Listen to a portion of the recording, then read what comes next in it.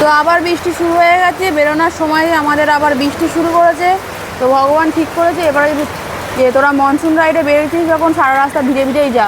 আর এই যে আমাদের হোটেল, তো নর্থ সিকিম যাওয়ার সময় আমরা শিলিগুড়িতে এসে এই হোটেলে স্টে করেছিলাম, তাই আজকেও আবার এই হোটেলে চলে এসেছি।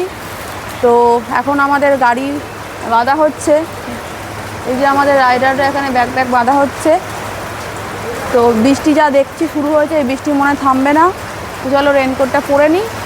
আর এই দেখো হোটেল, তোমরা যদি আসো এখানে আরামসে গাড়ি পার্কিং করে দিতে পারবে, এখানে অনেকটাই বড় জায়গা আছে।